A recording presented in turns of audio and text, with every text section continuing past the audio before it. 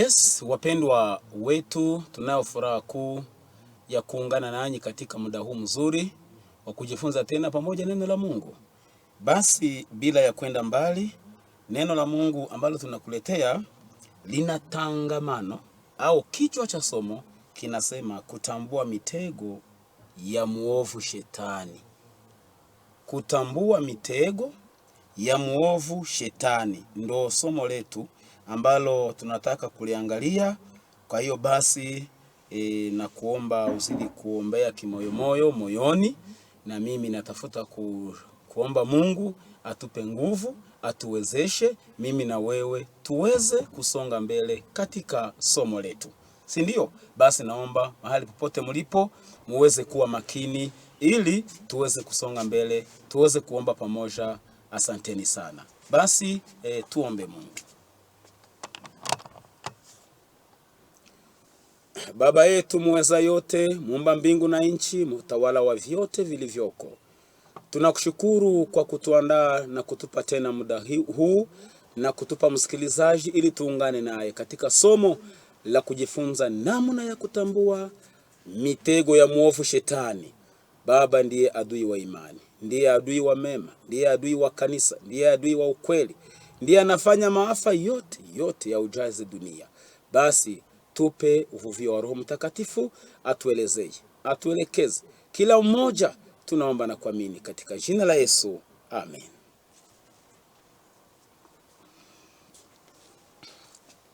Asanteni sana. Kama vile msikilizaji, nimekuandaa somo letu tayari limeanza rasmi. Ni kwamba usiendelee pia kuchelewa hata kufungua na kubonyeza subscribe au sabone kwenye channel hii ya Mabongisi. Ni muda mzuri sana kwangu na kwako kuweza kuendelea na neno la Mungu. Neno la Mungu ni kinga, neno la Mungu ni nuru, neno la Mungu ni faida, neno la Mungu ni uzima, neno la Mungu ndo kweli. Kwa hiyo basi lazima uwe karibu ili uweze kusikiliza maandiko matakatifu yanakwambia nini katika awamu hii. Bila ya kwenda mbali, mimi nitakisoma kitabu cha Wakorinto wa pili, sura yake ni sura ya pili pia, halafu fungu la 11. Somo linatuambia ni namna ya kutambua mitego ya muovu shetani, mitego ya ibilisi. Unajua yeye ni muwindaji, anatuwinda. Hata ukisoma nyaraka za Petro, anakwambia ya kwamba shetani anazunguka huku na kule, hapa na pale, tutasoma tukifika, akitafuta mawindo. Na mawindo ya shetani sio samaki, sio ng'ombe, sio mashamba, sio gari, sio ndege. Hapana. Na mawindo ya shetani sio pesa, hapana.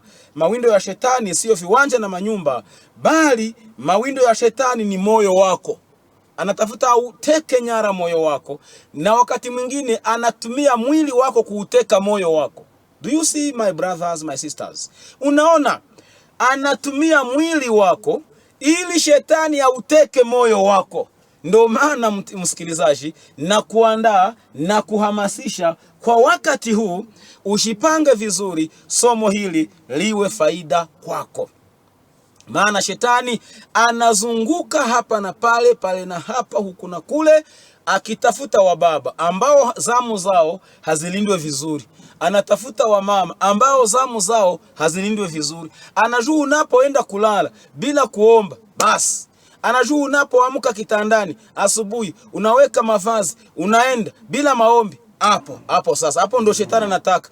Anajua unapofungua sijue runinga, sijue shen au channel yoyote ile, ukisikia ni mhubiri au nyimbo nzuri ambazo hamuna ndani vituko na kujirusha au kurukaruka, au unasema hata hizi si tamu. Shetani anapokuweka ndani huo uvivu wa kutokusikiliza maneno ya Mungu, anajua huyu yeye hapo sasa niko naye moja kwa moja mpaka.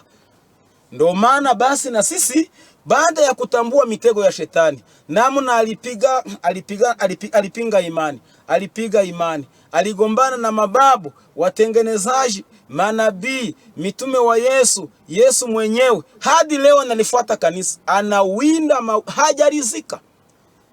Nilisoma Great Controversy 717 Kifaransa, wakasema ya kwamba tangu shetani aanguke alipotoka mbinguni ni mfanya kazi asiyechoka.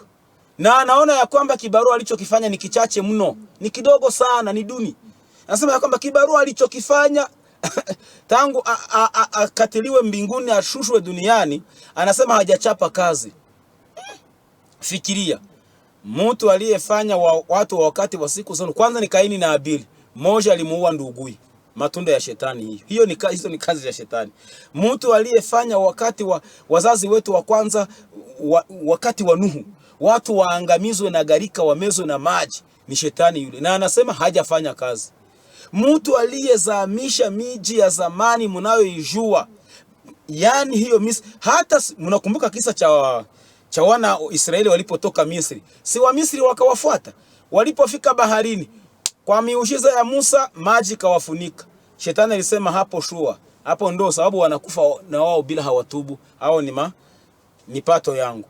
Alichoma miji, aliangamiza meli, alichoma majumba, aliua wababa. Yeye ndo analeta hata na maajali. Mwanamke anapojifungua, mama na mtoto wote kao wanakufa. Anasema sijarizika, anamfuata hata na babaye, wala hata nichome na hospital ambao wamejifungulia ndani. Yani shetani anasema hajachoka. Sasa somo hili kwa kweli lipe nafasi tuweze tuliongee. Lipe nafasi. Adui ni shetani. Ndiye anakufanya ushikwaye kwa jiwe uanguke na ufe. Ndiye anafanya gari unalolipanda lipoteze brake au ndiyo frein au brake, liporomoke nyote murudi na ni mizoga na mugeuke nyama na kuvunjika. Yeye ndiye anafanya hata kwenye umepanda miti kwa shamba lako, maporomoko yaje, vuna hiyo miti na udongo wote poteza. Yeye ndiye anafanya na ng'ombe wako na mbuzi wako na kondoo wako wasizae, wao wanaporomosha mimba. Hizo ni kazi za shetani. Yeye ndiye anafanya hata na wale wenye wanatafuta kujinasua mitego yake waingie katika hali ya kuomba Mungu. Shetani ndiye anawafanya waanzishe madhehebu ya uongo, yani waabudu Mungu visivyo, ili mradi tu waseme wanaabudu Mungu. Nayo ni mitego ya shetani. Sasa somo hili lipe nafasi, ni nyeti. Somo hili lipe nafasi, ni muhimu kwako. Namna ya kutambua mitego ya muovu shetani. Kuitambua. Tunasoma Wakorintho wa pili, sura yake ni ya pili, fungu la 11. Neno linatuambia nini? Wakorintho wa pili, ndiyo fungu la 11. Maandiko matakatifu ndo nuru, shetani asije akapata kutushinda, kwa maana hatukosi kuijua fikra zake. Ndiyo maana anasema nini hapa? Anasema lest Satan should get an advantage of us. Yes. Lest Satan should get an advantage of us. For we are not ignorant of his devices. His devices we know very well. Paulo anasema ya kwamba shetani asije akatushinda, kwa kuwa take us advantage, ni kutushinda tu apate bahati ndani ya kuotea kwetu. Paulo anasema kwa kuwa tunajua fikra za shetani, lakini yeye hawezi kujua fikra za mwanadamu. Hawezi. Shetani anategea tu kwa yale ambayo unayaongea. Unayaongea, unayatoa kwa mdomo, hapo ndio kwenye shetani anategea. Shetani anategea, kama ategei kwa maneno, anategea kwa ishara. Ishara unazozifanya au matendo. Anategea pale, anasema huyu mtu naona anauliza kwenye baa iko au kwenye vilabu vya pombe viko. Naona huyu mtu anauliza kwenye majumba za makahaba zipo. Hapo ndo shetani anakutega, anakumaliza. Lakini kusema ndani ya dhamiri zako, in your heart, inside your heart, ndani dedans de votre cœur, hawezi kupajua. Hiyo ndiyo baraka tunayo. Na sisi tunajua fikra za shetani. Ndio maana Paulo anasema of his devices. Ndo analisema shetani asije akapata kutushinda. Kumbe ni mpiganaji. Kumbe hata anafanya mbio, anapiga mbio shetani. Na kama unazembea anakushinda. Ni mpiganaji. Kama ukeshi anakumaliza. Hizo ndizo ni mpiganaji. Anaweza hata kukulipulia jiwe kwa jitu. Anakulipulia jiwe kwa kichwa. Anakumaliza. Ni mpiganaji, lakini si wa kimwili, ni wa kiroho sasa. Unaponia vibaya, unapanga vibaya, unaongea vibaya, unafanya vibaya, shetani anasema yes. Huyo nimemuona, lazima nitamtega tena mbele. Somo hili ni na kuomba uombee moyoni ili uweze kufaidika. Ndiyo, tunakisoma hichi kitabu ni waraka wa kwanza wa Petro 5:8. Muwe na kiasi na kukesha, kwa kuwa mshtaki wenu Ibilisi, hata si mpiganaji tu, ni mshtaki. Mshtaki wenu Ibilisi, kama simba angurumaye, huzunguka akitafuta mtu amumeze. Shetani mpiganaji lakini si mshindi. Shetani mshtaki lakini si mshindi. Shetani ni mshtaki wetu. Ni mshtaki wetu ambaye anazunguka aweze kutustaki. Ndiyo. Baada ya hapa nitaenda Ufunuo 12:16 nione 12:10, lakini hebu nimalizane na hapa. Nanyi mpingeni huyo, mkiwa sabiti katika imani, mkijua ya kuwa mateso yale yanatimizwa kwa ndugu zenu walioko duniani. Mungu atusaidie sana. Ndio maana shetani anazunguka. Wanasema nini? Muwe na kiasi na kukesha, kwa kuwa mshtaki wenu Shetani Ibilisi kama simba angurumaye. Simba anayenguruma ni Shetani. Haseme kama kuku arukai. Simba yule mfalme, yule mnyama mkali. Shetani ni kama simba ambaye ananguruma. Tena anakitaka nini shetani? Shetani anataka akutishe. Ananguruma akizunguka kutafuta mtu ili amumeze. Utakubaliwa kumezwa na shetani? Utakubaliwa kumezwa na shetani? Nisome Ufunuo 12:10 kama vile nilikuahidi msikilizaji. Ufunuo 12:10, namna ya kutambua mitego ya muovu shetani na kuiepuka. 12:10 neno linatuambia hivi: nikasikia sauti kuu mbinguni ikisema, sasa kumekuwa wokovu na nguvu na ufalme wa Mungu wetu na mamlaka ya Kristo wake. Ndiyo, mamlaka ya Kristo wake. Chini wanasemaje? Ndiyo, Kristo wake, kwa maana ametupwa chini mshtaki wa ndugu zetu, yeye awashtakie mbele za Mungu wetu mchana na usiku. Shetani huyu ambaye nakualika baba, mama, mtazamaji wa somo hili, ni kuelewa vizuri ya kwamba shetani yule shetani Ibilisi anakuwinda mchana na usiku. Hana saa ya kutulia. Hataki kukupa even one moment or 1 second. Hataki kukupa na sekunde moja uweze kujinasua, kujipanga ili umpige. Hapana.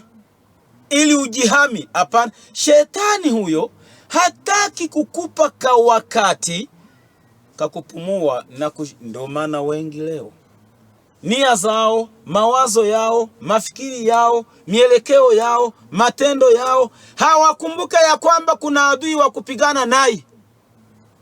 Hawapi muda shetani. Unapigana na muovu, shetani umeketi, umekaa, hali umezembea. Lakini muovu yeye amenuia. Na mshale wa muovu akikupiga mshale, anajua ya kwamba hata piga hewa. Hakuna mshale wake unapotea, unapiga hewa. Unapiga hewa tu kwa wale watu ambao wana Yesu Kristo ndani ya mioyo yao. wale watu ambao wanamsamini Mungu, wale watu ambao wanalisamini neno, wale watu ambao wana time ya kusikiliza mahubiri, wale ndo wenye shetani akiwapiga hivi mshale tu anapiga hewa, sababu hata waweza maombi ni defense, maombi ni kinga kwa watu wa Mungu. Bwana sifiwe sana. Neno la Mungu ndo taa ya miguu yetu, ndo namna ya kuepuka mitego ya shetani, ni maombi na neno la Mungu. Tena maombi yana ndani many categories. You may pray. Tu dois prier. Unaweza omba ukiwa peke yako kwa chumba chako cha ndani, unapiga magoti. Hapana kuomba ukiwa wima. Eti utakuwa wima halafu aanze kutunga. Hapana, hilo haliruhusiwi. Piga magoti, kneel down. Baada ya kupiga magoti, omba Mungu aliye mbinguni atakujazi. Na mwambie siri zote za ndani ambazo huwezi hata kumwambia rafiki wako wa dhati au wa moyo. Mwambie yale maombi Mungu anayatakabali sana. Mungu anayapa kibali machoni pake. Na yale ndio maombi yanatufanya tuweze kupigana na shetani na kumshinda. Maombi mengine ni maombi pia ya moyoni. Hata ukiwa kwa basi, hata ukiwa umekaa sebuleni ndani ya salon, hata ukiwa umechoka tu kwenye huko umetulia, hata ukiwa ofisini unaomba tu ndani ya moyo, hata ukiwa anywhere you are or you were, kwenye huko ama kwenye ulikuwa, omba Mungu bila hata na kufumbua midomo ya kinywa. Mwambie Mungu ukiwa kwa basi, ukiwa kwa gari ndogo, ukiwa kwa ndege, ukiwa majini kwa meli, ukiwa popote pale, hospitalini, sijue umelazwa, ukiwa kwa pikipiki, omba Mungu moyoni, atakusikia. Yale maombi yana kibali kikuu. Maombi ya tatu ni yale maombi ya ndani ya mkutano, ya ndani ya familia.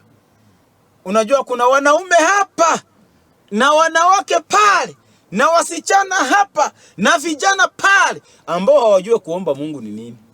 Asubuhi hawaombi, jioni hawaombi, wako tu hapo kama vile ndama au ng'ombe. Si jambo halali kwa mtu wa Mungu. Omba Mungu. Ndo namna ya kuweza kupiga mitego ya kuepuka mitego ya shetani, na unaweza overcome, unaishinda. Ndo naomba niende mbele. Kushinda mitego ya shetani anayekustaki mchana tena usiku, lazima ulisome neno la Mungu, lazima ufanye maombi. Maombi ya aina ya 4 ni yale maombi ya kanisani, in general, yale ya public, prayer public, yale maombi ya kwenye hadhara nje kulikoko ndani ya kanisa, nayo ni maombi, lakini yale ni ya kijumla.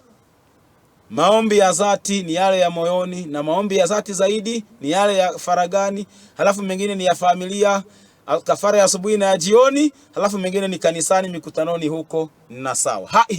Hizo ndizo njia za kuweza kuepuka, overcome mitego ya shetani, kuepuka mitego ya ibilisi, unaipona kabisa. Bwana kusaidie sana.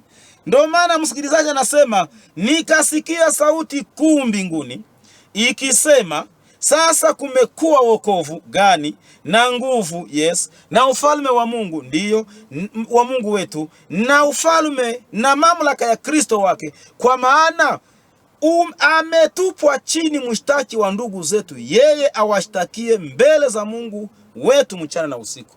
Shetani hayuko mbinguni, leo ametupwa chini kwenye mimi na wewe tunaishi, kwenye tunafanyia biashara, kwenye tunafanyia kazi, kwenye tunalima kilimo, kwenye tunafanyizia kazi ya ofisini, kwenye tunafanyizia kazi sijue, yani shughuli yoyote ile ni hapa duniani, ndio kwenye shetani amefukuzwa akatupwa hapo. Wacha niendelee mbele, nisiendelee kuchelewa tu, ila tu wewe fahamu ya kwamba mipango ya shetani kwako si mizuri. Basi tusome kitabu ni Luka 10:17. Ni Luka hiyo 10:17. Neno la Mungu linatuambia hivi, yeye anastaki watu wa Mungu mchana na usiku, lakini nao wamemshinda kwa damu ya mwana kondoo. Si ndio? 10:17 kitabu cha Luka. Neno la tuambia haya yafuatayo na 18. Ndipo wale 70 waliporudi kwa furaha wakisema, Bwana, hata pepo wanatutii kwa jina lako. Amen. 18. Akawaambia, nilimwona shetani akianguka kutoka mbinguni kama umeme. Shetani hayuko mbinguni, ameangushwa chini kama umeme. 19. Tazama, nimewapa amri kuwakanyanga nyoka na nge